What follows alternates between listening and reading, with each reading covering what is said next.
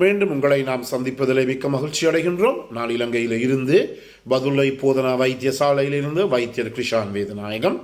என்னுடன் நேரடியாக தொடர்பு கொள்ள விரும்பினால் வெளியூர் அன்பர்கள் 009477356245 மூலம் தொடர்பு கொள்ள முடியும். அல்லது உள்ளூர் அன்பர்கள் 0777356245 மூலமாக தொடர்பு கொள்ள முடியும். நாங்கள் பார்த்து கொண்டிருக்கின்ற விடயம் ப்ரீமெச்சூர் இஜாக்குலேஷன் அல்லது விந்து முந்துதல். அதற்குரிய பயிற்சிகளை பற்றி நாங்கள் பார்த்து கொண்டிருக்கின்றோம். அடுத்ததாக இன்னும் ஒரு முக்கியமான ஒரு விடயத்தை பற்றி நாங்கள் பார்க்க போகிறோம். அதை நாங்கள் சொல்லுகின்ற போது ஃபிசிக்கல் ப்ளஷர் சேச்சுரேஷன் பாயிண்ட் என்று சொல்லுவோம். அதாவது என்ன செய்ய வேண்டும், நான் பல உடற்பயிற்சிகளை எல்லாம் சொல்லிக்கொண்டு வந்தேன், ஸ்டாப் ஸ்டார்ட் டெக்னிக் என்றெல்லாம் சொல்லிக்கொண்டு வந்தேன். இப்போது என்ன செய்ய வேண்டும் என்றால், ஒரு ஆண் இந்த ப்ரீமெச்சுவர் இஜக்குலேஷன் எனப்படுகிற பிரச்சனை இருப்பவர்கள் தங்களுடைய ஆண்குறி விரைப்படைந்த பிற்பாடு என்ன செய்ய வேண்டும் என்றால், தங்களுடைய ஆண்குறியை பெண்ணினுடைய யோனி பகுதியினுடைய வெஜனாவுள்ளே செலுத்தி ஒரு விதமான மூமெண்ட்ஸ் ஒன்றும் இல்லாமல், அதாவது குவைட் ரெஸ்ட் என்று சொல்லுவோம், அதாவது பீனிஸ் ரெஸ்ட் இன்சைட் என்று சொல்லுவோம், பீனிஸ் ரெஸ்ட் இன்சைட் வெஜைனா என்று சொல்லுவோம். அதாவது இந்த ஒரு ஆணினுடைய ஆண்குறி பெண்ணினுடைய யோனியிலே செலுத்தி ஒரு விதமான மூமெண்ட்ஸ் ஒன்றும் இல்லாமல், அசைவுகள் ஒன்றும் இல்லாமல் அப்படியே இருக்க வேண்டும்.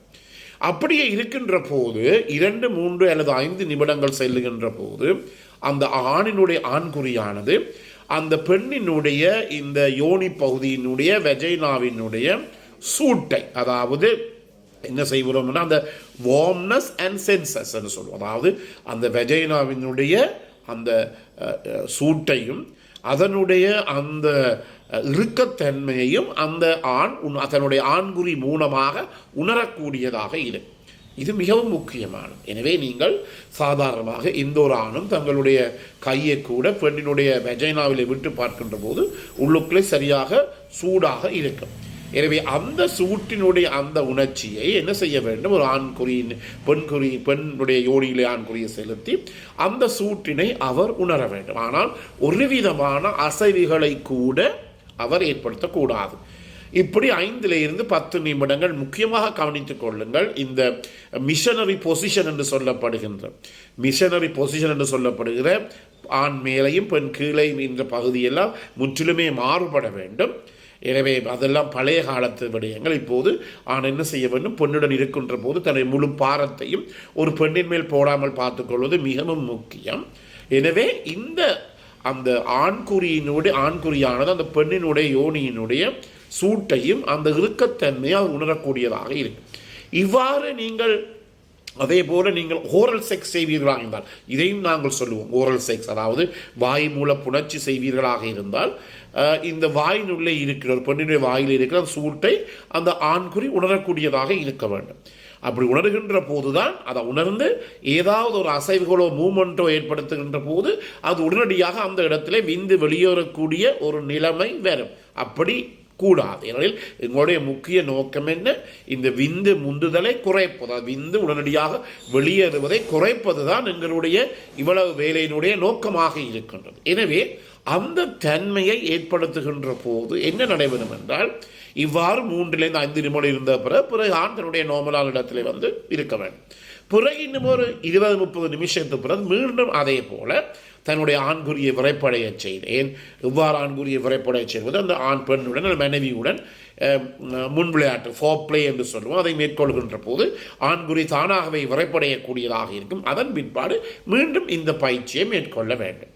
இவ்வாறு ஒரு தடவை, அதாவது நான் முக்கியமாக சொல்லுவேன், இதில் இருவருடைய ஒத்துழைப்பு மிகவும் தேவை. இதான் நான் ஒவ்வொரு முறையும் சொல்லுகின்ற விடயம்.